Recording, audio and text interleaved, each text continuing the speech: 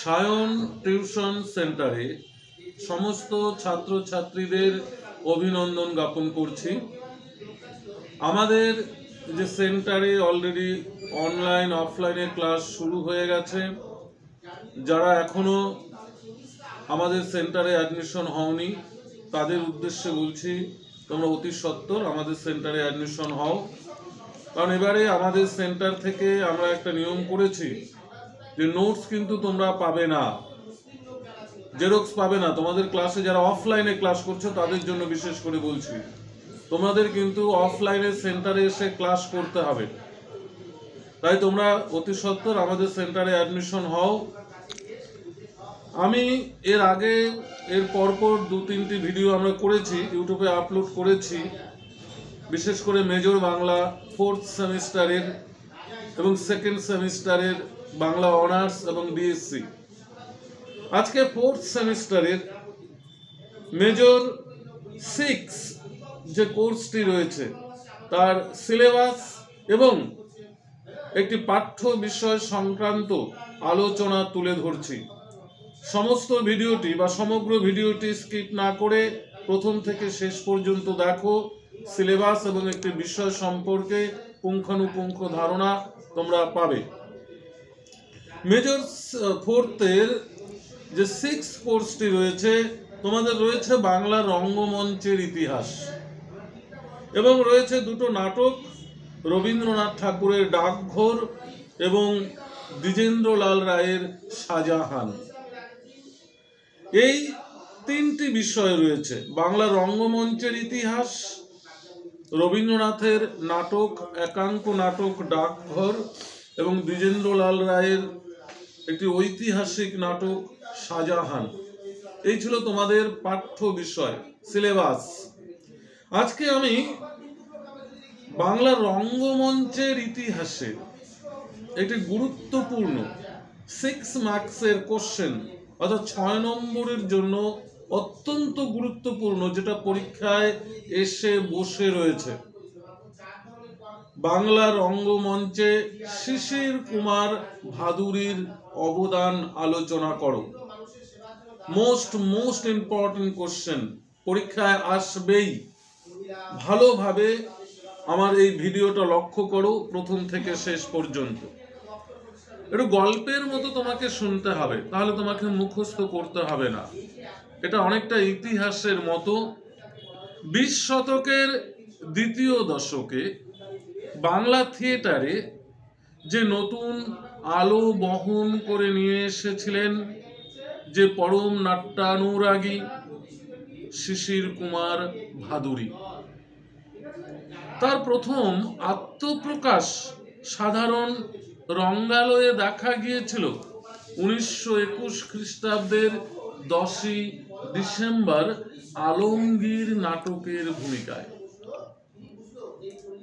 এরপর নিজস্ব মঞ্চ স্থাপনের উদ্দেশ্যে নাটক সংক্রান্ত পরীক্ষা নিরীক্ষায় সাফল্য অর্জনের মধ্য দিয়ে তিনি নাট্য জগতের উজ্জ্বল নক্ষত্র রূপে বিরাজ করেছেন শিশির কুমার ভাদুরী। শিশির কুমার ভাদুরী বিদ্যাসাগর ইউনিভার্সিটির ইংরেজি বিষয়ের শিক্ষক ছিলেন। একটা সম্মানীয় পদ তার ছিল। সেই অধ্যাপনার কাজ ছেড়ে দিয়ে বাংলা থিয়েটারের জগতে তিনি মনোনিবেশ করেছিলেন। থিয়েটারের উন্নয়নের স্বার্থে পেশাদার রঙ্গালয়ে শুধুমাত্র নিজেই আত্মনিয়োগ করেছিলেন তা নয়, একটা সময় প্রচুর এই নাট্যানুরাগী ব্যক্তি নানান সম্মানীয় পদ ছেড়ে এই থিয়েটারের প্রতি কিন্তু মনোনিবেশ করেছিলেন। যেমন আরো অনেকেই রয়েছে, যেমন ধরো রাধিকানন্দ মুখোপাধ্যায়, নরেশ চন্দ্র মিত্র, এরাও কিন্তু একটি পেশাগত সম্মানীয় পদে ছিলেন, কিন্তু থিয়েটারের প্রতি এতটাই তাদের আকর্ষণ ছিল, সেই পেশাকে উপেক্ষা করে তারা কিন্তু নাট্য জগতে পদার্পণ করেছিলেন। বিটন স্ট্রিটে মনমোহন পান্ডের থিয়েটার লিজ নিয়ে শিশির কুমার ভাদুরী 1924 খ্রিস্টাব্দের 6ই আগস্ট যোগেশ চৌধুরীর পৌরাণিক নাটক সীতা অভিনয়ের মধ্য দিয়ে তিনি নিজস্ব নাট্য জগতে তার পথ চলা শুরু হয়েছিল। নামকরণের মধ্য দিয়ে আমরা বুঝতে পারছি সীতা নামের যে অভিনয়, সীতা নাটকটির যে অভিনয় আমরা নামকরণের মধ্য দিয়ে বুঝতে পারছি তার ধ্রুপদী গাম্ভীর্য ও পবিত্রতার নীতিবোধটি কতটা স্বতন্ত্র। সীতা অভিনয়ের মধ্য দিয়ে দীর্ঘ 3 দশক ব্যাপী অর্থাৎ 30 বছর ধরে তিনি নাট্যমঞ্চে সুপ্রতিষ্ঠিত ছিলেন। একের পর এক নাটকে তিনি অভিনয় করেছেন। পাশানি নাটকে গৌতম ও ইন্দ্রের ভূমিকায়, দ্বৈত ভূমিকায় তিনি অভিনয় করেছেন।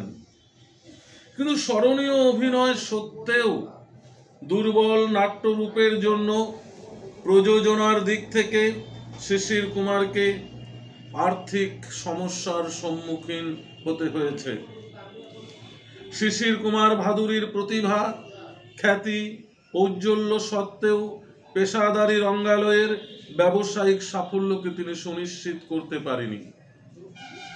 আমরা এটাকে তার ভাগ্য বিপর্যয়ই বলতে পারি, ভাগ্য বিড়ম্বনাই বলতে পারি। কেননা তার মতো একজন প্রতিভাধর ব্যক্তিত্ব নাট্য জগতে কিন্তু কোনো জায়গায় সুনিশ্চিত সফলতার শিখরে পৌঁছতে পারেনি। এরপর তিনি 1930 খ্রিস্টাব্দে একেবারে বিপন্ন হয়ে যান। 1933 খ্রিস্টাব্দে তিনি আমেরিকায় ফিরে যান। আমেরিকায় ফিরে গিয়ে সেখানেও সীতা নাটকটি অভিনয় করেছিলেন। অভিনয়ে ততটা সাফল্য লাভ করতে পারেনি। এরপর 1932-এ রঙ্গমহল ছেড়ে দেন। ছেড়ে দিয়ে জীবনের 3য় পর্বে স্টার থিয়েটারকে তিনি লিজ নিলেন। প্রথমে যেমন মনমোহন থিয়েটারকে লিজ নিয়েছিলেন, এরপর তিনি স্টার থিয়েটারকে লিজ নিয়ে নাট্য মন্দিরের নতুন পতাকা তলে অভিমানিনী নাটকের অভিনয় করেছিলেন। 1934 খ্রিস্টাব্দের 28শে জুলাই শরৎচন্দ্রের বিরাজ বউ উপন্যাসের যে নাট্যরূপের মধ্য দিয়ে এই নবনাট্য মন্দিরের প্রতি দর্শক আকর্ষণ কেন্দ্রীভূত হয়েছিল, কিন্তু উল্লেখযোগ্য সাফল্য সত্ত্বেও এটা তার ভাগ্য বিড়ম্বনাই হয়তো বলতে পারি। 1937-এর মধ্য পর্বে এই নাট্য মন্দিরও বন্ধ হয়ে যায়।